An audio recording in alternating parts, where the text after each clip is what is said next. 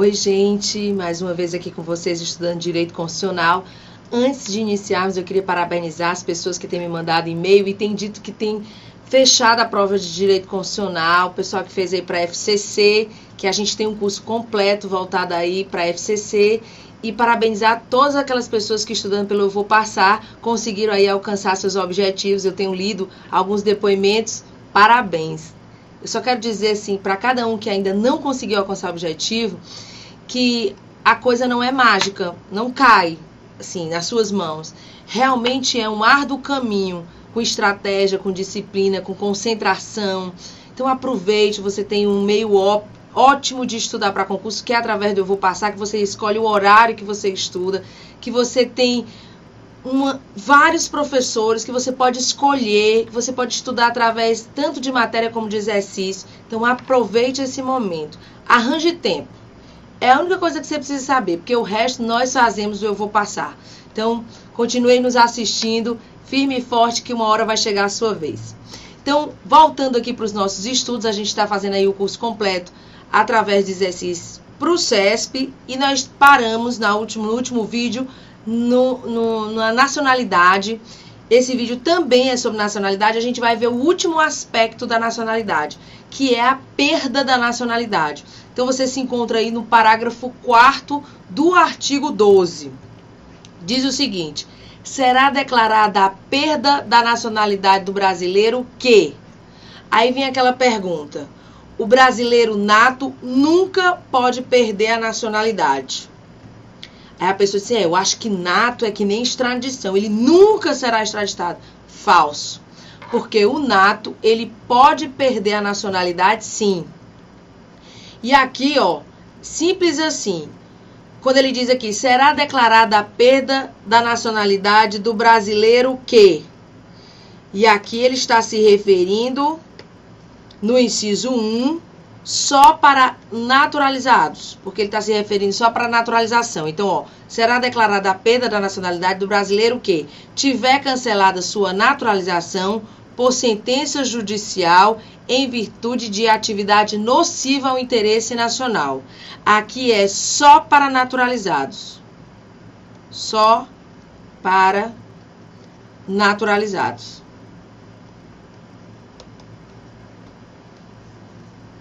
Tá? E aqui é um processo judicial, tá? Proposto pelo Ministério Público Federal. A Justiça Federal processa e julga. E se houver trânsito em julgado, ele vai perder a naturalização. E, consequentemente, você estuda esse dispositivo combinado com o artigo 15, inciso 1. Porque é cancelada a naturalização e, consequentemente, ele perde os direitos políticos. Então, pega aí o artigo 15 para a gente ver. Olha só o que ele diz aqui.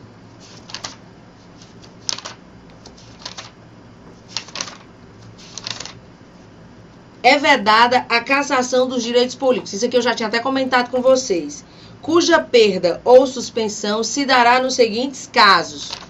Olha os casos. Inciso 1. Cancelamento da naturalização por sentença transitado em julgado, que é justamente essa. Então você estuda esse dispositivo. Então, Malu, isso aqui tem que ter trânsito em julgado. Tem, é um processo judicial. Diferente do que ocorre no inciso 2. E aqui vale tanto para naturalizados e natos. Olha só o que ele diz. Será declarada a perda da nacionalidade do brasileiro que adquirir outra nacionalidade. E aqui entre os dois. Salvo nos casos de reconhecimento da nacionalidade originária pela lei estrangeira, de imposição de naturalização pela norma estrangeira ao brasileiro residente em estado estrangeiro como condição para permanência em seu território ou para o exercício de direitos civis. Tá? Malu, o que é isso que eu não entendi nada? O que ele quer dizer aqui é que existem exceções para que não haja a perda da nacionalidade ou do brasileiro nato ou naturalizado. E aqui é um processo administrativo que corre no Ministério da Justiça, tá? E não um processo judicial. E nesse caso, se, por exemplo, aquele país reconhecem a originária dele, que é a brasileira, aí ele não vai perder. Por quê? Porque o Brasil reconhece a dupla nacionalidade, aceita a dupla nacionalidade. Se aquele país aceitar também, ele não vai perder a nacionalidade brasileira. Já no caso da linha B, aquele país impõe a sua naturalização para que ele permaneça ou para que ele exerça os direitos civis. Nesse caso, o Brasil também não, aliás, é uma exceção para não perder a nacionalidade. Nesse caso, o Brasil chancela a sua nacionalidade, tá? Então, são os dois casos que são exceções, porque se ele adquirir outra nacionalidade espontaneamente, sem que seja obrigado, e aquele país não reconhece a originária dele, aí sim teremos a perda da nacionalidade. E aqui seja nato ou seja naturalizado. Quero salientar que no caso do inciso 1, aqui principalmente para o pessoal da área judiciária que vai fazer aí questões, provas para nível de quem é bacharel em direito, quero avisar que aqui só se pode anular essa sentença por ação rescisória. Rescisória. Não existe outra possibilidade. Só se anula esse trânsito em julgado por ação rescisória. Mas o que é uma ação rescisória? É um recurso do processo civil que, quando transita em julgado uma ação, tem 2 anos da data do trânsito para, uma vez preenchidos os requisitos da legislação processual, entrar com a ação rescisória para anular o trânsito em julgado. Então, é a única possibilidade, tá? E aí eu venho para as questões. Olha só o que diz a questão número 20. Assinale a opção correta acerca dos direitos de nacionalidade. A perda da nacionalidade pode ocorrer nas hipóteses definidas pela Constituição Federal de 88. Tranquilo até aqui. Podendo lei complementar estabelecer outros casos de perda, de modo a restringir apenas por regramento legislativo os casos de privação, sempre excepcionais, da condição política jurídica de nacional. Isso aqui está errado. Por quê? Que presta atenção nesse bizu, ó. Só existe previsão para perda da nacionalidade as que estão previstas na Constituição. Nenhuma norma infraconstitucional pode prever ou estabelecer hipótese de perda da nacionalidade. E com esse bizu eu fecho uma situação de 3 bizus. Primeiro, só quem pode prever hipótese de brasileiro nato de nacionalidade primária é a Constituição Federal. Só quem pode fazer distinção entre brasileiros natos e naturalizados é a Constituição. E só quem pode prever situações de perda da nacionalidade é a Constituição. Fecha essas 3 informações aí que elas são muito importantes, especialmente para a prova do sexto, tá? Então o item aqui está errado. Venho agora para a questão número 21. Olha só. Considerando aspectos referentes à disciplina constitucional sobre os direitos e garantias fundamentais, julgue os seguintes itens. A perda de nacionalidade ocorrerá em qualquer circunstância se o brasileiro vier a adquirir outra nacionalidade. Por que o item está errado? Por causa de em qualquer circunstância. Olha o que ele diz. A perda da nacionalidade ocorrerá em qualquer circunstância se o brasileiro vier a adquirir outra nacionalidade. A gente acabou de ver que existem exceções a essa regra. Se, por exemplo, ele adquire outra nacionalidade, mas aquele país reconhece a originária dele, não vai perder. Ou se ele assume outra nacionalidade, porque lhe foi imposta a naturalização para que ele permanecesse no país ou para que ele exercesse seus direitos civis, aí ele também não perde. Então o item está errado. Vimos agora para o 22. Considerando as disposições constitucionais relativas aos direitos e garantias fundamentais, julgue os seguintes itens. O cancelamento da naturalização por ato administrativo configura uma das hipóteses de perda ou suspensão dos direitos políticos. Lembra que eu disse? Sempre estuda o artigo 12, parágrafo 4º inciso 1, combinado com o artigo 15, inciso 1. Porque ele fez exatamente a junção dos dois. O cancelamento da naturalização por ato administrativo. Primeiro, está errado, porque não é por ato administrativo, é por decisão judicial.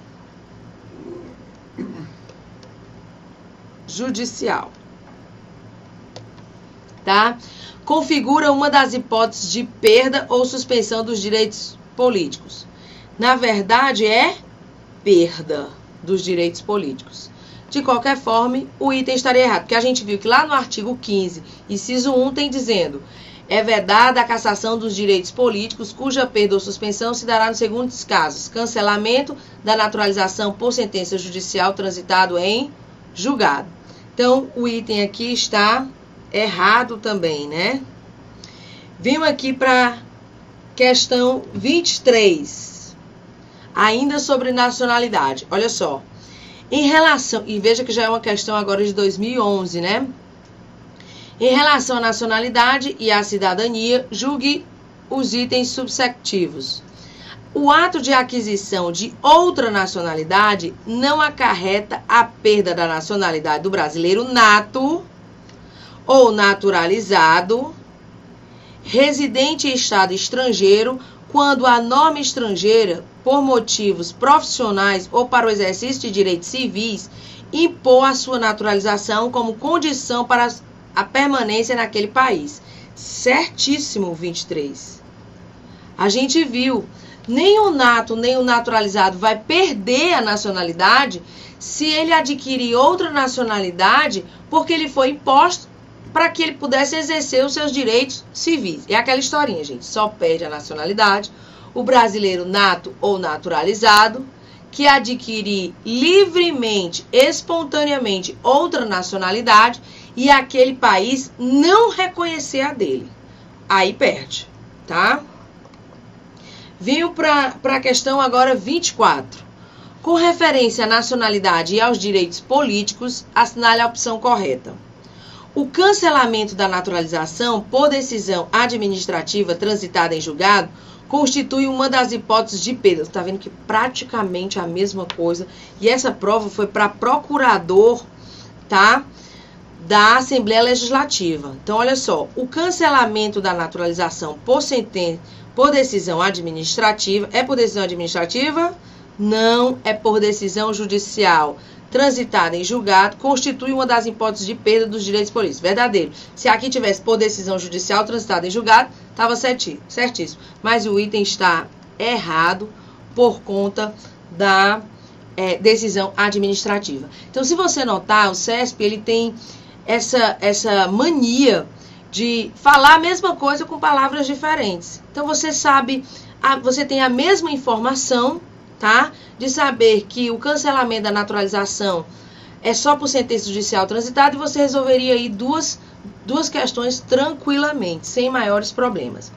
A gente acaba a nacionalidade e vai para direitos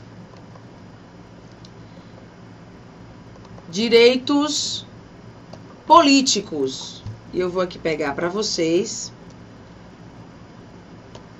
direitos políticos.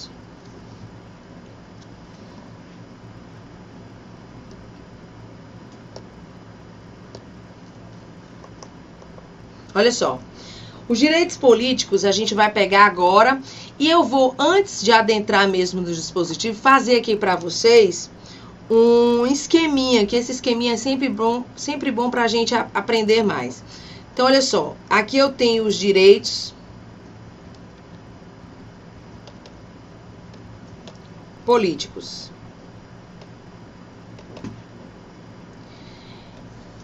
Que são divididos em direitos políticos positivos e direitos políticos negativos. Lembrando que aqui já estamos no capítulo referente aos direitos políticos e partidos políticos, que tudo está inserido no título 2 da Constituição, que trata dos direitos e garantias fundamentais. Tudo que a gente está estudando é direitos e garantias fundamentais, tá? Então, os direitos políticos positivos, e aqui como exemplo eu trago o sufrágio universal, adotado pelo Brasil, na Constituição de 88. E no sufrágio, o que é o sufrágio universal? O direito de votar e ser votado. E aqui eu tenho a listabilidade,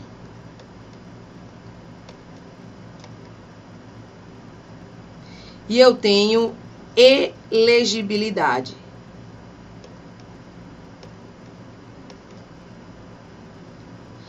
Malu, por que são positivos? Porque é sempre, não é uma negativa. Ó. Direito de se alistar para votar e direito de se eleger, de alcançar as condições de elegibilidade. Quando eu vou para os direitos negativos, já é o contrário. Eu já tenho a inalistabilidade,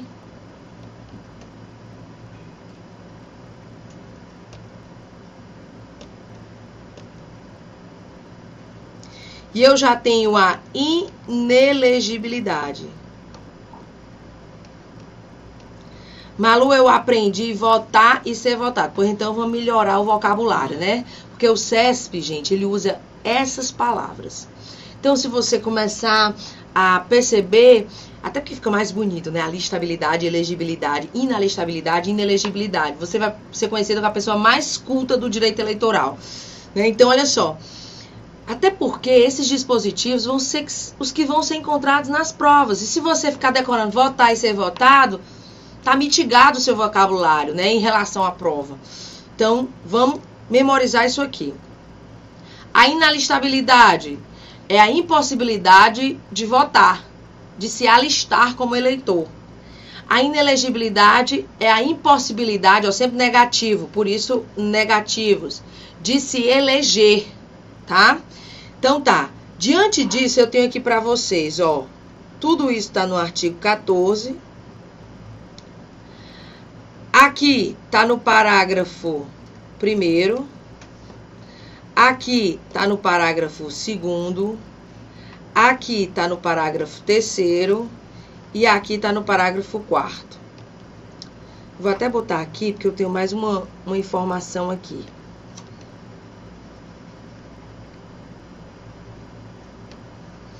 Parágrafo 4º. Qual é a informação, Malu? Existe inelegibilidade absoluta. E existe inelegibilidade relativa. Essa está no parágrafo 4º. E essas estão do parágrafo 5º ao 8º. Vou até apagar aqui. Que aqui eu já coloquei, pronto. Diante desse quadro, tá? Eu tenho aí as inelegibilidades absolutas e as inelegibilidades relativas. Malu, o que significa isso? Absoluta, gente, é que é uma inelegibilidade para qualquer cargo, para deputado, para senador, para presidente, para vereador, para deputado estadual. É uma inelegibilidade para qualquer cargo em qualquer situação. A relativa, não. A relativa, se você notar, as que estão na Constituição Federal só diz respeito aos chefes do Executivo. Quando eu estou falando do parágrafo 5º, 6º e 7º. Ou em algumas situações, tá? Ou em algumas situações, não estão entre aqueles que ele diz que é inelegível, isso não impede a inelegibilidade, por isso que ela é relativa. Mas a gente vai entender melhor quando a gente estiver lendo o próprio dispositivo constitucional. Então, vem aqui para o artigo 14. Olha só. A soberania popular, Malu, o que é soberania popular? É o poder do povo acima de todo poder. Ele se manifesta de 3 formas, através de plebiscito, referendo e iniciativa popular. Plebiscito é consulta prévia, referendo consulta posterior. Iniciativa popular é a possibilidade do cidadão apresentar um projeto de lei, seja a nível federal, seja a nível estadual ou seja a nível municipal, tá? Ao Poder Legislativo para ser aprovado. Exemplo disso, eu tenho a lei da ficha limpa, que foi uma proposta que se originou da iniciativa popular. Será exercida pelo sufrágio universal, direito de votar e ser votado, e pelo voto direto e secreto, com valor igual para todos e nos termos da lei. Tá. Interessante que algumas pessoas às vezes me perguntam como memorizar plebiscito e referendo. E aí tem aquela dica, né? O plebiscito, uma vez foi até um aluno que me mandou isso aqui. Plebiscito começa com P e no alfabeto o P vem antes do R, que é referendo. Então é prévio. Referendo começa com R, então é posterior ao P no alfabeto, por isso consulta posterior. Eu não me aguentei, foi no dia que eu contei isso na sala de aula, gente, aqui contando para vocês, e um aluno levantou a mão e disse: professora, assim é a maneira mais fácil de memorizar isso. É só se lembrar do Cebolinha. E eu disse: Cebolinha? O que Cebolinha tem a ver com isso, né? E aí ele disse: é porque pro Cebolinha, plebiscito prévio é plebiscito. Tu acredita nisso? Então, fica aí a dica, né? Plebiscito, é só lembrar do Cebolinha, porque prévio para o Cebolinha é plébio, plebiscito, tá? Ai, meu Deus, os alunos são o máximo. Aí eu vim para o parágrafo primeiro, que aqui eu já vou falar de alistabilidade, direito político positivo. O alistamento eleitoral e o voto são obrigatório para os maiores de 18 anos. Facultativo para quem? Os analfabetos, os maiores de 70 anos e os maiores de 16 e menores de 18 anos. Aqui tem que ter preocupação com a emoção na hora da prova, porque cai assim na hora da prova. O alistamento eleitoral e o voto são obrigatórios para todos os maiores de 18 anos. Aí você, eu vi, estava lá na Constituição, marca correto. Está errado, porque não são todos os maiores de 18 anos.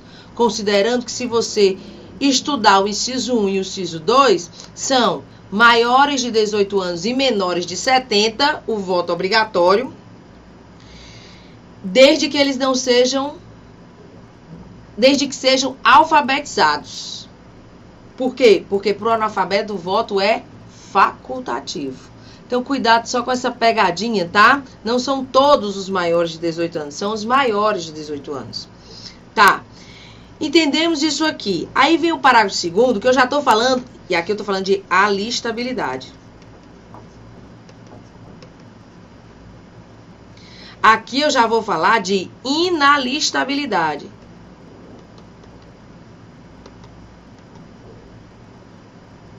Não podem alistar-se como eleitores os estrangeiros e, durante o período do serviço militar obrigatório, os conscritos. Malu, que conscritos são esses? São aquelas pessoas que prestam serviço militar obrigatório durante aquele período de um ano. Eles não podem alistar-se como eleitores. Detalhe, não podem votar. Malu, e os estrangeiros? Nenhum estrangeiro pode alistar-se como eleitor. Aí a CESP adora essas palavras. Nenhum, nunca, né? É praxe, em nenhuma hipótese, em qualquer circunstância. Então você tem que ficar ligado, não que esteja errado. Não vai estar sempre errado. Mas vamos combinar que é 99%, né? Mas, na verdade, não para considerar errado, para que você preste uma maior atenção. Então, por exemplo, quando ele diz: nenhum estrangeiro poderá alistar-se como eleitor. De quem eu me lembro? Do português equiparado, que está lá no artigo 12, parágrafo 1º. Por quê? Porque o português equiparado, ele não se torna brasileiro. Ele, na verdade, ele vai continuar sendo um estrangeiro, mas um estrangeiro com equiparação de direitos com o brasileiro naturalizado, que pode votar. Então, quando a CESP coloca isso na prova, que diz nenhum estrangeiro poderá alistar-se, ela está tirando a possibilidade do português equiparado alistar-se como eleitor, o que levaria o item a estar errado. Tá? Então, só cuidado com isso, os estrangeiros e os conscritos, mas toma cuidado quando ela disser nenhum estrangeiro pode alistar-se como eleitor. Tá, Malu, aí eu venho para o parágrafo terceiro, que são as condições de elegibilidade. E aqui eu estou falando de elegibilidade, direito político positivo. Aí ele diz, são condições, a nacionalidade brasileira, tranquilo, o pleno exercício dos direitos políticos, tranquilo, o alistamento eleitoral, tranquilo, o domicílio eleitoral na circunscrição, a filiação partidária. E aqui eu tenho um detalhe importante, eu tenho que ir lá para o artigo 8º da Constituição, já está aqui? Tá. Da Constituição que eu estou dizendo é do artigo 14, tá, gente? Só botando aqui, que artigo 8º? É o próprio artigo 14, parágrafo 8º. Isso, Malu, leva, né? Leva chibatada do próprio computador. Gente, mas eu quero confessar para vocês que eu já fui pior, tá? Artigo 14, próprio parágrafo 8º. Então, se eu vier aqui para o parágrafo 8º, ó, no que se refere aos militares, eu tenho regras específicas aos militares. Por quê? Porque o militar alistável é elegível, atendidas as seguintes condições. A pessoa pergunta assim, mas Malu, como é que pode? O militar, enquanto na ativa, não pode filiar-se a partido político. E para você se candidatar, se tornar elegível, uma das condições é a filiação partidária. Verdade. Isso, essa história do militar, está lá no artigo 143 da Constituição. Pega lá para você dar uma olhadinha. 142, aliás, o 142, parágrafo 3º, inciso 5, tá, ó. Estuda aí com o artigo 142, parágrafo 3º, inciso 5. Olha só o que ele diz aqui. O militar, enquanto em serviço ativo, não pode estar afiliado a partidos políticos. Tá. Então, como é que ele vai se eleger? Aí vem as regras específicas para o militar. Olha só. O militar alistável é elegível atendidos às seguintes condições. Se contar menos de 10 anos do serviço, deverá afastar-se da atividade. Tá. Tchau e bênção. Até porque, em regra, né, a estabilidade dos militares ocorria aos 10 anos. Existem leis que prevêem menos tempo para essa estabilidade de militares estaduais, mas há 10 anos é o militar em geral, tá? Se contar menos de 10 anos de serviço, deverá afastar-se da atividade. Tchau e bênção para ele, não volta mais. Se contar mais de 10 anos, e aí ele já tem estabilidade, será agregado. Malu, que é agregado, é suspenso das suas atividades pela autoridade superior e, se eleito, passará automaticamente no ato da diplomação. Isso aqui é um perigo, que eles botam no ato da posse. E, gente, eu falei isso no curso completo da FCC, caiu agora na prova do Senado, agora de domingo, tá? Olha só o detalhe, caiu exatamente isso, eles botaram desde a posse, no ato da posse, para a inatividade. Então, se contar mais de 10 anos de serviço, será agregado pela autoridade superior e, se eleito, passará automaticamente no ato da posse para a inatividade. Essas regras são específicas para o militar. Então, o militar alistável é elegível, tudo tranquilo. Mas, Malu, e a filiação? Entendeu o STF? Já que, para qualquer outro candidato, é necessário 1 ano de filiação anterior ao pleito, para que a pessoa possa concorrer. No caso dos militares, é uma exceção. Por quê? Porque o registro da candidatura supre, segundo o STF, esse 1 ano de filiação, tá? Anterior. Mas isso é lá com a legislação eleitoral. O que a gente precisa saber aqui é o que o militar alistável é elegível se atendidos aquelas condições. Tudo tranquilo. E, por fim, eu tenho como condição de elegibilidade, isso aqui não cai na prova, não, despenca, a idade mínima de... Isso aqui também caiu na prova agora do Senado, tá?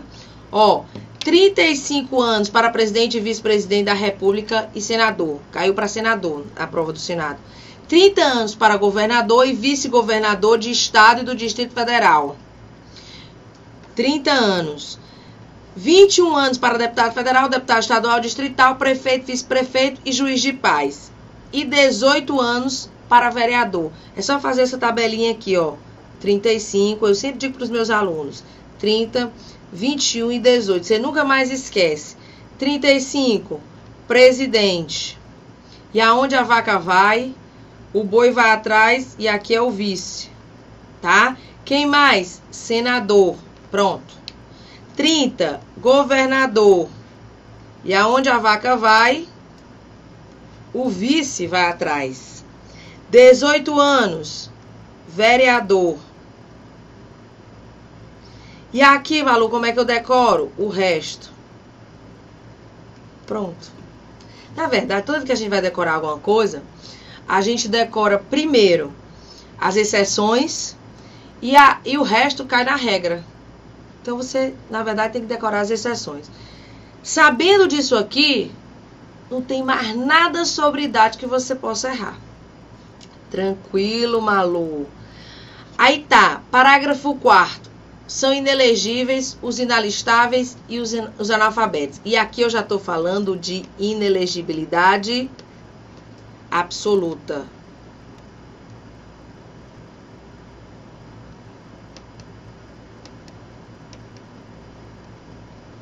Absoluta. O que é absoluta? Porque é para qualquer cargo, qualquer situação. São inelegíveis os inalistáveis e os analfabetos, tá? Quando eu falo de inelegibilidade relativa, eu já passo para o parágrafo 5º. Mas antes de chegar no parágrafo 5º, vamos entender isso aqui.